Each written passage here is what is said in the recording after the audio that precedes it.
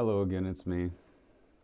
So last video I gave you some basics and orientation on the beginnings of Parasited and what you can do about parasites specifically. But I didn't really go into much detail about the threat of parasites and what they can do when you stick around. And so that's what I'm going to talk about at the beginning of this video. We're also going to talk about some other differences in this mod when it comes to normal RL craft. So let's get started, shall we? The first thing I want to talk about is parasites' evolution and adaptation. So when you're hanging around above ground, parasites again will be at work underground. They're going to be killing mobs underground, and eventually they're going to be gaining, kill points. When they gain enough of these kill points, they'll turn into moving flesh if they're just simple assimilated mobs. And once they turn into moving flesh, enough of those parasites around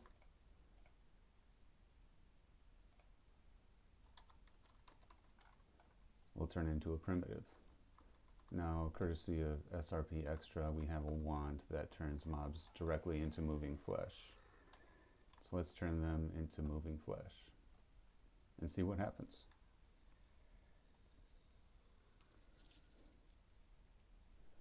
Pieces of moving flesh are attracted to one another,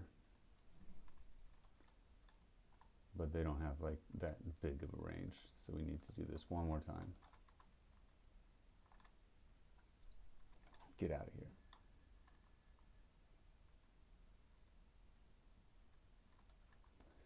As you can see, this moving flesh has, a value of 3.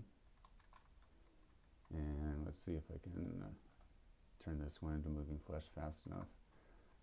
This one has a value of 3, and once it gets another, we'll see something magical happen. It becomes a primitive parasite. So primitive parasites are a pretty big threat, especially at this stage in the game. Now let's give these 2 more.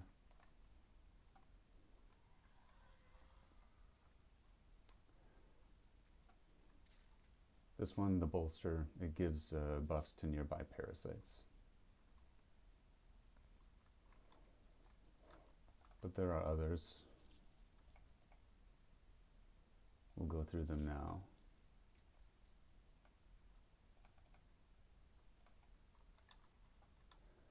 This one's the Mandicator. It can go invisible and sneak up on you and attack you for massive damage.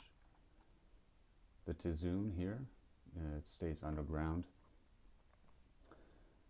Its big thing is that it can teleport to you wherever you are and eventually pop out of the ground and hurt you. You see the Tizoon coming up to hit me. It does a lot of damage. It won't do that much damage to me since I have resistance X, I believe.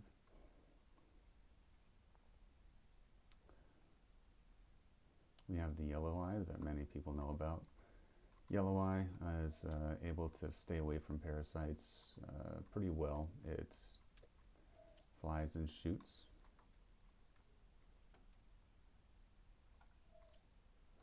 The Reeker's a bad one. It can charge you and hit you for a lot of ticks of damage. It can go through your immunity frames. The Vermin here, it won't let me spawn him. The Vermin is probably the worst parasite to have underground. It spawns little creatures called gnats. And when those infect a mob, let's turn back into creative here. When those gnats hit a mob, it turns them into a feral parasite. Feral parasites are pretty strong.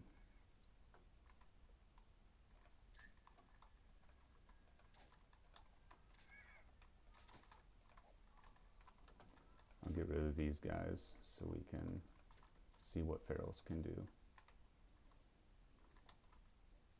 I guess, to see the feral process.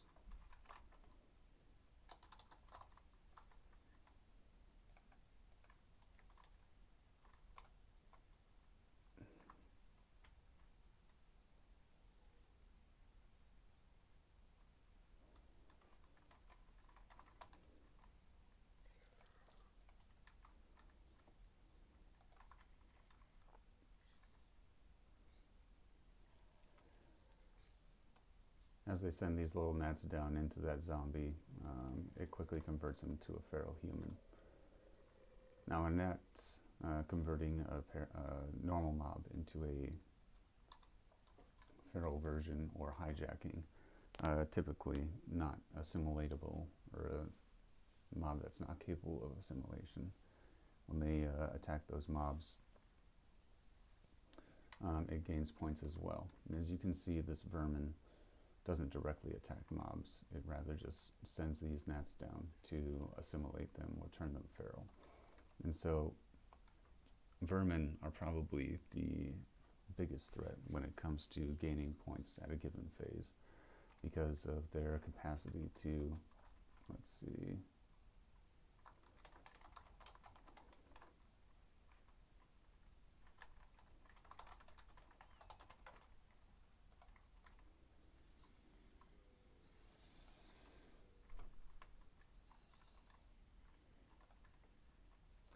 because of their ability to turn many mobs feral. You will see a lot of points gained at once, because these feral mobs are rather strong.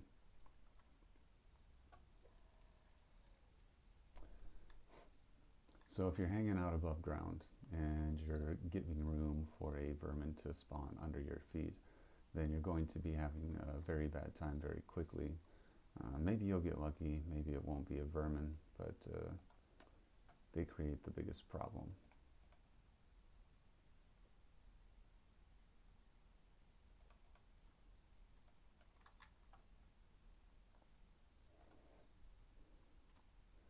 We're going to talk about nexus parasites now. Start with dispatchers and beckons. So dispatchers, they come from a dispatcher nidus. Once a parasite gets enough kills, they'll drop one of those things.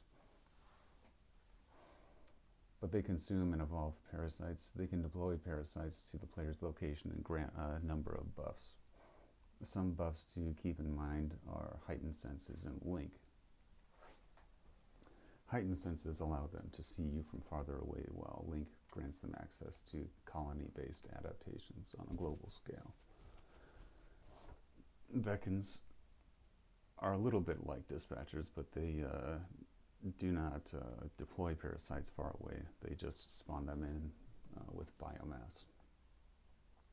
They also infest blocks, and they can become a major problem when they're growing underneath you, because like dispatchers and like primitive vermin, they don't draw aggro from hostile mobs, so they can infest quite a bit of stuff and gain points rapidly.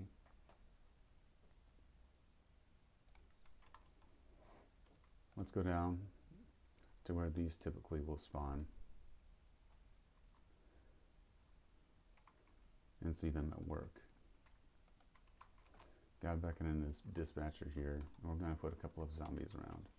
Now you'll notice that they are being aggroed by the beckon and the dispatcher, but they will not be drawing aggro. You see the mobs disappearing, that's because they are being consumed by the dispatcher. The dispatcher stores these mobs, upgrades them, and deploys them onward to other mobs for later use. Now I said that there's a chance for a parasite to adapt, and I'll show you what that's like now. Here we have a primitive long arms, a pretty well-known parasite mob that is pretty powerful just at base, but if it gets enough kills,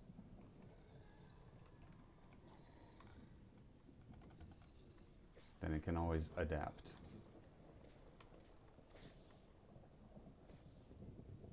Let's Let's see if we can get it to adapt now.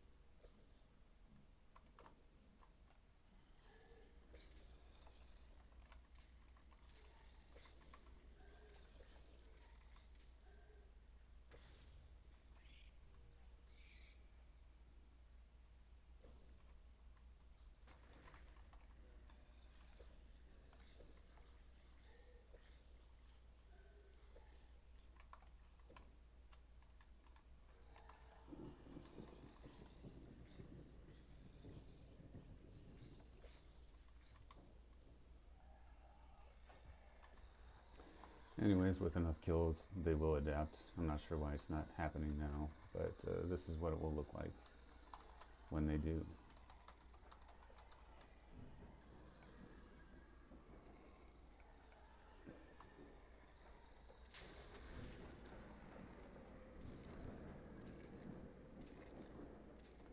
So getting hit by lightning will automatically adapt to parasites.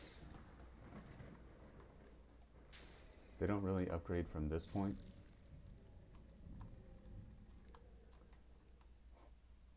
But that's the risk if you have a parasite who's gaining a lot of kills under your feet.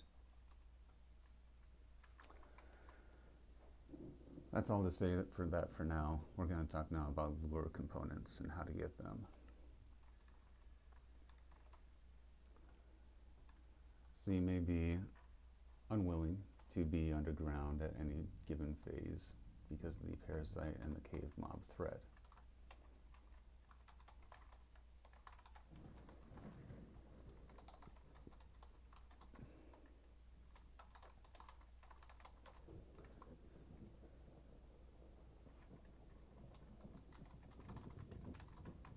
For this reason, sometimes it's helpful to hang out under a shaded area, because in areas like this, under a floating structure or something like that, provide ample dark space for hostile mobs to spawn, including parasites.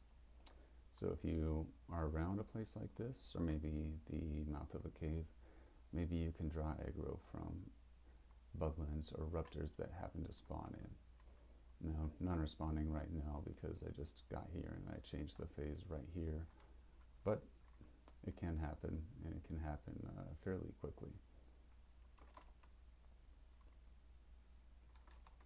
Let's see if we have any now. So as you can see, we got a ruptor here and there, and if we kill them, then we can get their viscera, or at least we have a chance to get it.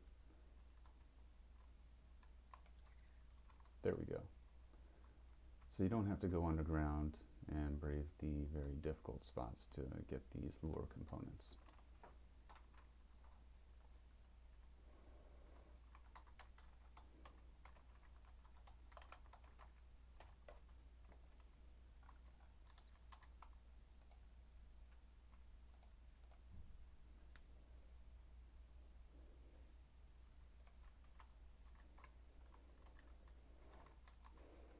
Let's move on to the next topic. Lycanite tweaks.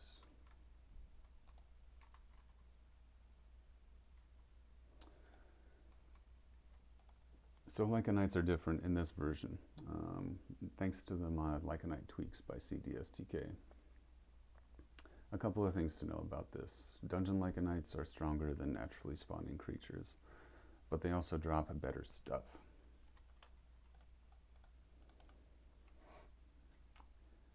It also introduces a few new systems that are exclusive to lycanites. For example, some land-based lycanites can be tamed with their dietary foods. And bosses or mini-bosses, they spawn when they're trapped within crystals. You can challenge them for better stuff than normal. Not just a soul stone, but sometimes you can get nice books from them. Let's see if we can see or quickly find the boss room to show you what I'm talking about.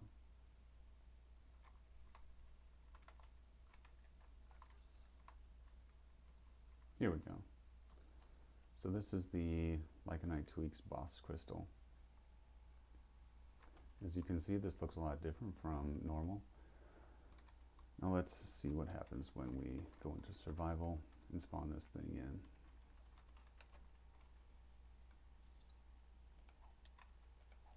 in. Oops, I can't use this sword in survival.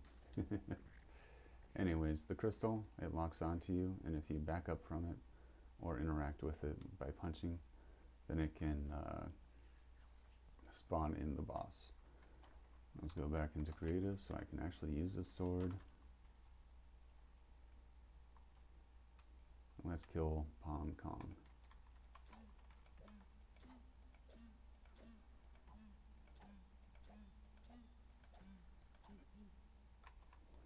As you can see, killing this boss is very much worth it.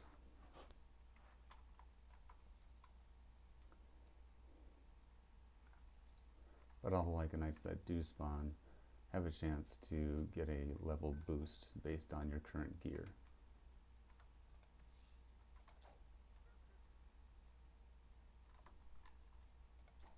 And it typically will say what their level is based on your current bonus. I think that it's not showing a heightened level because I am in creative mode.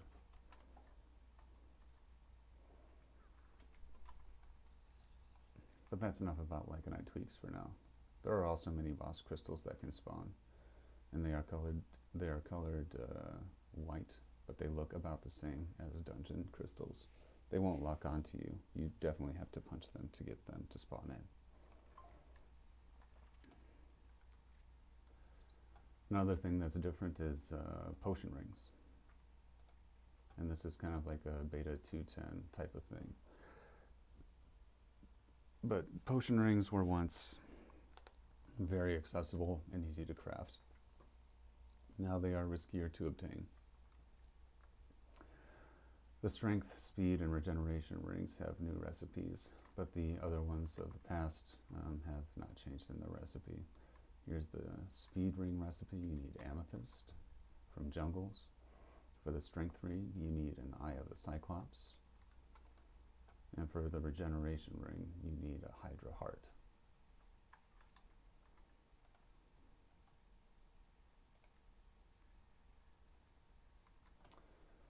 Let's talk about villagers and the resources in villages.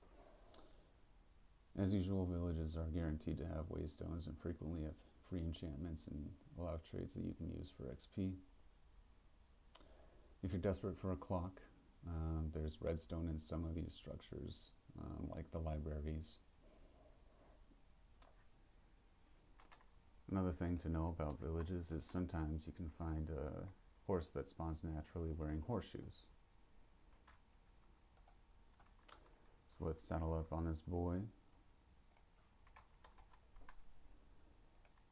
and see what the horseshoes do for him. As you can see, this one's found wearing diamond horseshoes, and it gets a 50% jump strength boost and a 20% speed boost. This means that just about any horse that you can find is going to be rather desirable because it has horseshoes on it. But they can only spawn with horseshoes in villages, so keep a lookout for those. When you're playing Parasited, villages can quickly be overrun even by the low-level parasites because they can convert the villager mobs. For the sake of the villagers and the trades they might or might not have, you should keep villages and villagers unloaded at higher phases, or only drop in for a short time period for the highly desirable enchantments that they might have.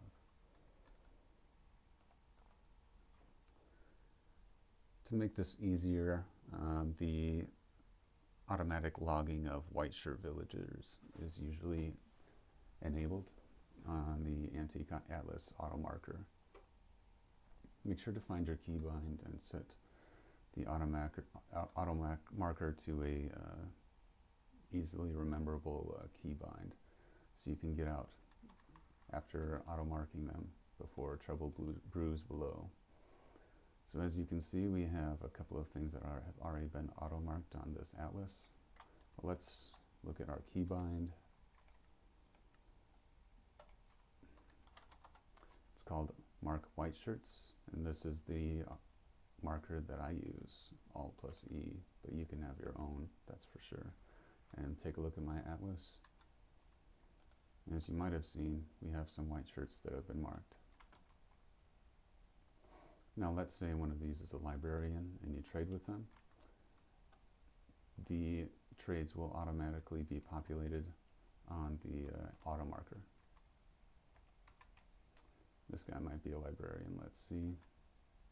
Yes, so precision. That's not an enchantment that I want, and so it's not auto marked. But if you do find one that you do typically want, then you can set that to be auto marked.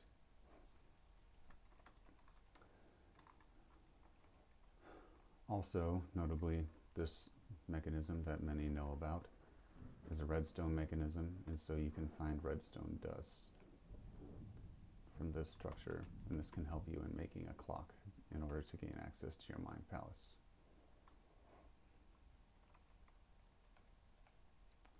This structure also has a lot of redstone components, including blocks of redstone, which is very helpful for the purposes of making a clock.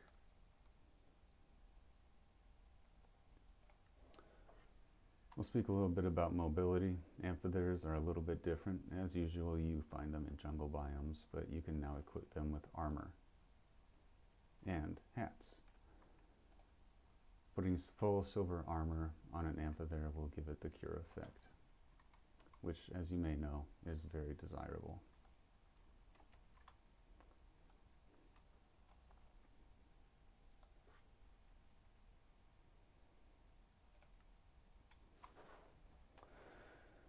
Speaking of mobility, we're going to talk about bone spores now. Bone spores, if you might know, are used to craft the potion of wings. Unfortunately, in the pack, the way it currently is, you'll be unable to find a bone spore reef when you need it. It's extremely rare.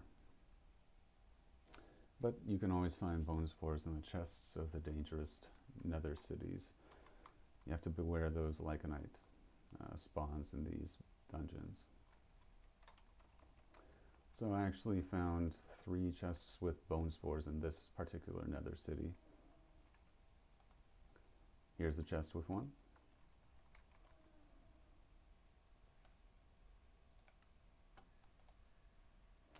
Another chest which was found to have bone spores inside. Oh, and this is the structure that has that chest. There are a number of chests that are eligible for it, like this one too. And another location that again has bone spores in the chest. It's actually kind of rare to find bone spores in another city. I just happened to be extremely lucky in finding these bone spores. I guess this one only had 2 chests. But other places where you might find bone spores are the church, and I believe the house structure also has them. So there's plenty of places that you might find them. It's just pretty darn rare now, and that's a shame, but you know, adds to the challenge currently.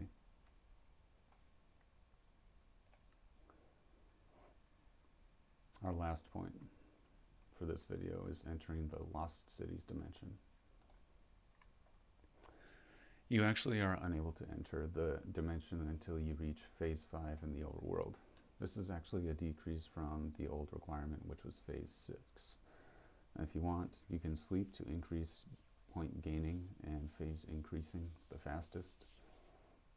And just so you know, if you're the type to get into the LC early and cheese it, the overworld high parasite phases are not typically survivable if you don't have good gear. Let's see what happens when I try to enter the LC at phase 0. As you can see, fear incapacitates me, and I get a little bit of lycanite fear as well. Let's set it to phase 5 and step in.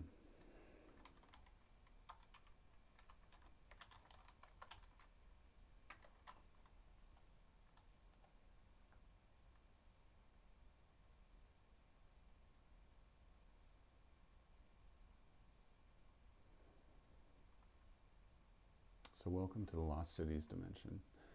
As soon as you enter when you're not in creative mode,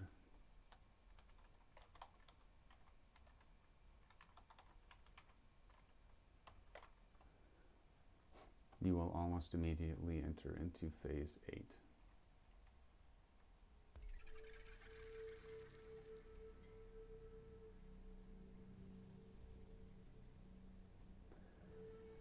Now, though this may not look too different from what you're used to seeing, there is going to be a couple of things that are a lot different. The LC being at phase 8 means that no natural spawns will occur outside of parasites. You've never played like this before, but what it actually means is that when it comes to looting and mobility around the dimension, you're the only show in town. These parasites will have nothing to do but look for players that have spawned in. You can still see these low-level parasites that spawn from the spawners within the buildings, but everything else is going to be a high-level phase 8 parasite.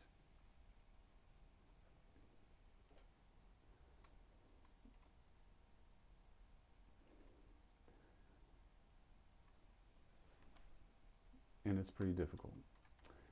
During this phase, dispatchers and beacons will also spawn naturally at varying phases. Not uncommon to hear a bunch of beacons and dispatchers spawn without really anything happening under your feet, especially if you're at a higher altitude. Anyways, that was a little bit more about Parasited. Again, I hope that someone makes a really good video to describe all this stuff, but I thought that this information might be very helpful to the average player. All right, that's all for now. Have a nice day.